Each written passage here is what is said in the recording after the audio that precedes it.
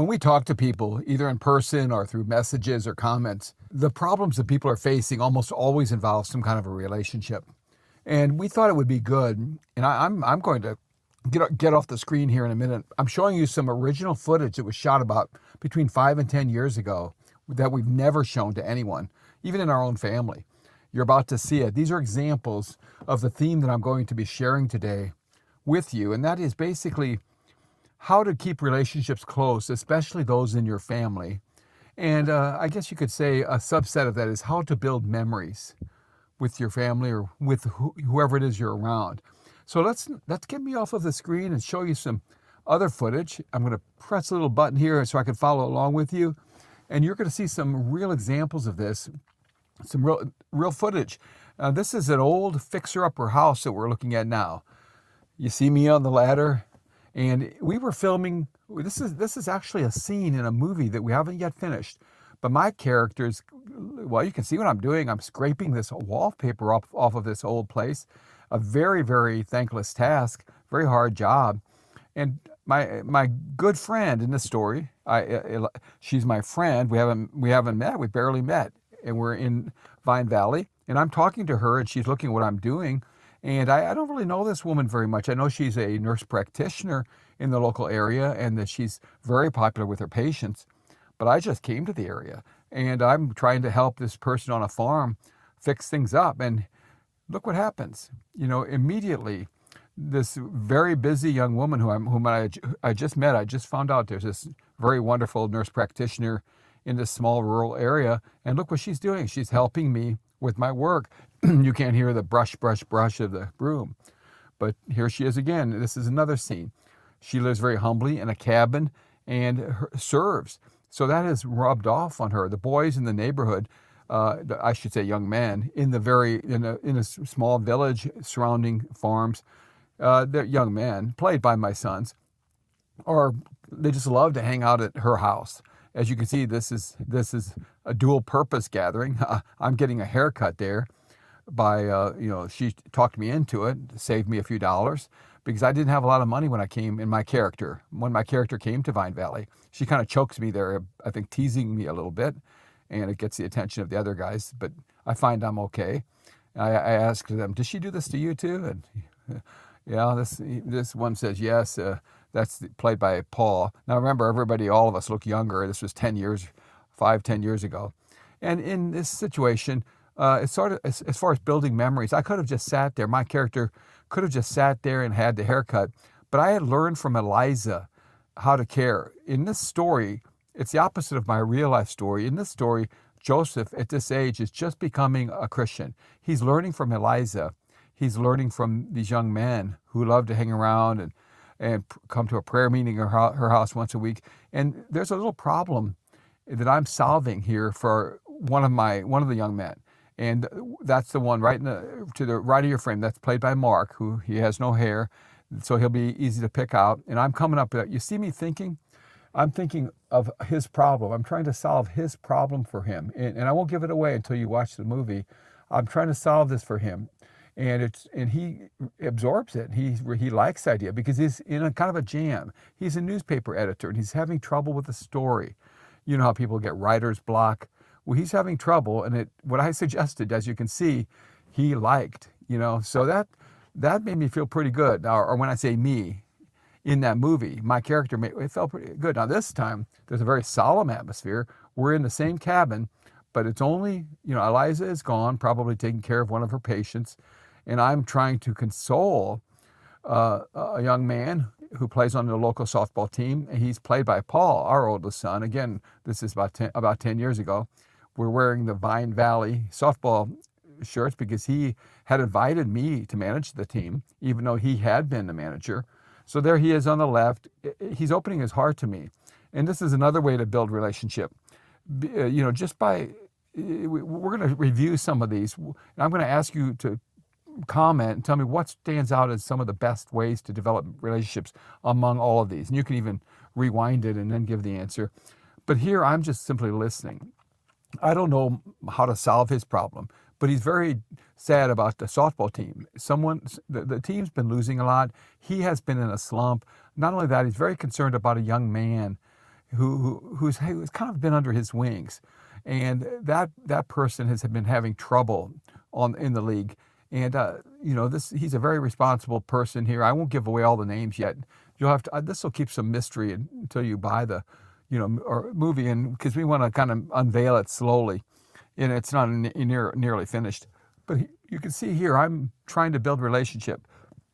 This is the new person. This is the new me after I had this change of heart after coming to Vine Valley. For 30 years prior to that, my character had been very, very cynical, very selfish, not at all interested in surrendering himself to living every moment for God and being led by the Spirit, loving Jesus. Here, he's just like a babe, even though he's, right now I'm 69. When we filmed it, I was about 10 years younger. Even though he's at that age, he's still he's like a baby. He's still learning, but he's doing the right thing. He emphasizes, he copies, he has seen what his nurse practitioner has been doing.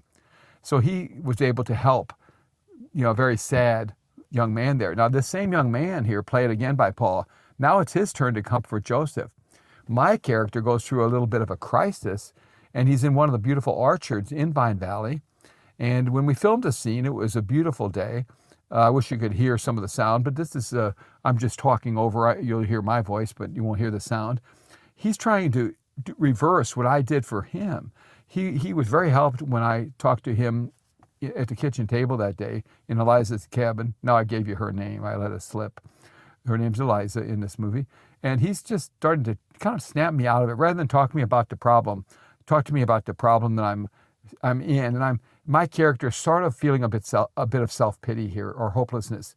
And he's wise enough to say to me, instead of like delving deep into my situation, he's trying to have me focus upon something that I really like to do, playing baseball. In this movie, my character really liked baseball. So now I'm throwing some apples, hopefully some not so good ones that already had wormholes in them. And we're sort of playing catch. So I wanted you to, just so far, just think about some of the things that you have learned about relationships here. There are clues here. These are like real life situations, even though it's a fictitious story. These are actually based upon very many real situations that our family has had to take care of over the years. And I injected this into the movie because by the time we started filming on it about 10 years ago, we had been married roughly 35 years. We'll be celebrating 46 years this coming spring. And so I injected that into it. And what we're doing is kind of show and tell. Instead of just telling people, hey, this worked best, that worked best, we're actually showing it in the movie, some of the things that worked for people. And the only difference is it's fiction. And it was a lot of fun to put together a fiction story that involved high quality footage. Everybody went to so much trouble to do these scenes. We had to go all the way to upstate New York for a lot of these, into the rural area around the Finger Lakes. Some of the scenes were shot in Maine in the winter. And so I'll tell you more about this in the future, but we're going to go to another scene. This one you'll see, my character was honored. I came to town, and the guys, as I said, the character played by my oldest son, Paul, he was the manager of this softball team, and he honored this newcomer, my character, and let him be the manager. He's sort of now the right-hand man. As you can see, he's sitting there at my right hand, and he's helping me pass out a paper that I have some tips to hitting, because I really want our team to do well. They're going to be playing some very, very tough competition. Now, my character is a former college professor who is very cerebral. So his approach, he's a little bit rusty as far as true relationships. Remember, he hasn't been a Christian. This is just a filler shot. Ignore that. That's just something we have to throw in there, a close-up of a page. He's very kind of talking over everybody's heads. He is actually burdening everybody. And this is another clue on relationships. Sometimes you can pile information upon people, even good information. Like in this case, he's trying to help the guys, but he came up with such a burdensome list of hitting tips, 50 of them, that he's got people intimidated and frozen, so that by the time they stand up to the plate in the softball game, they might not be themselves. So this is an example of relationships going trying too hard in a relationship. And that's another tip. And these scenes, what I like about them, instead of just talking to you like I do in many of my, conversations with Dad, we can show you. And I just had this idea recently about showing you footage. Here's one too. We're getting near the end. We have a couple of more minutes here, I think. But this is my son, John, who plays this character, and he's our second oldest. It's a very deep snow. You'll see on the left there. We went up to after a snowstorm, and after this rural road had been cleaned off. We took a long walk, and in the scene, this is all fiction, but this matches what John and I often have done over the years as a father and son. And yet this is yet another way, just simply, you don't have to have a lot of money. You don't have to go to some fancy place. You just have to have a relationship. Conversation in our family is one of our favorite things. And that's why the guys like to travel together. They take these long trips together. In this particular scene, the character whom John plays talks to me, and I'm not his dad in the movie, and he talks about his faith in God, but from a scientific point of view, marveling at creation, talking about the fact that the earth is tilted at 23.5 degrees, just right, so that we don't spin off into space or plunge into the sun. Then he says an amazing thing toward the end that is utterly amazing to me, and it's something that you might have heard, but did you know, he said, that the sun and the moon are the same size as a disk from our human point of view looking up into the heavens. But in reality, the sun is 400 times the size of the moon. And God didn't have to do that nice little touch, but he did. God's very creative. And that's what my character, who's just coming to faith in Jesus, that's what my character learns from this young man played by my son. And in the story, this walk on this winter day would deepen my faith, my character's simple faith in God, and get me a little out of that heavy intellectualizing that I had been doing. This is the final few seconds. This shows a character played by Kathy. She's between calls. She doesn't have her basket. She doesn't have to go as a nurse practitioner to one of her patients' house. And we're just walking around Canandaigua Lake in upstate New York. We see some beautiful gulls go by, and then I get a call that I've been waiting for some exciting things. There's a mystery there are several mysteries, and I just got a clue, received, I can't give it away, but this involves a mystery that I'm trying to crack. It's a very long movie, so there's a mystery that kind of unwinds slowly. Well, now we see it stopped. So I'm back with you, the real me, and I can take my glasses off. And what did you think in looking at that? And you can always rewind if you want to comment after that. But what did you think were some of the little tips on relationship? You see, this movie that we're making, it's a combination of humor, drama, romance, action, and Christian inspiration. We try to have a completely balanced something for everyone. The ladies, the men, the very strongly committed Christians, those who just like movies that don't have a lot of cursing and sinful sex in them.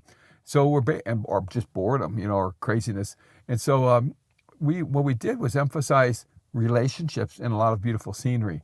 And this is a movie about relationships. It's one, and I'm hoping the viewers will get very involved in the characters, because it's not just about a bunch of cardboard cutouts. I have to say, my wife and my sons played very good roles here, and my daughter had a unique role. So I just wanted to ask you here at the end, I picked these because they all had some clues as to building, as I said at the beginning, building relationships. And this was my family, but in this story, it isn't a family, but they're a committed group. They're all Christians. They meet in Eliza's, that's my wife's name, in here, cabin, and they have a prayer meeting. They pray for each other. She's sort of like their mother, spiritual mother, the Christian mother, even though she's not related to them. And my character just learns a whole lot about relationships. And I just wanted to know everything in there. There are several clues. I can think of 6 things, and I uttered a few of them. But I just wanted you to ask you what you think were some of the ways the tips that that you saw in these that could be applied to your life or to anyone's life. Ways to keep relationships close, especially within a family. And for the purposes of this wasn't, I mean, fictitiously, it was not my blood family, but you know it is. And so this applies to people, closely knit groups of Christians. Maybe you're in a church setting, maybe it's people in your neighborhood, or maybe it is your family. In most cases, it will be your family. But how to build strong relationships, tips, how every day you can make progress in the right way. Because every day with the people, involving the people we're around, we're either going more into the hole, making things worse, or we're making things better. And I plan to do more of this. This is just like part one. So let me know in the comments what you think of this new format with less of me on screen and more footage. Thanks for watching.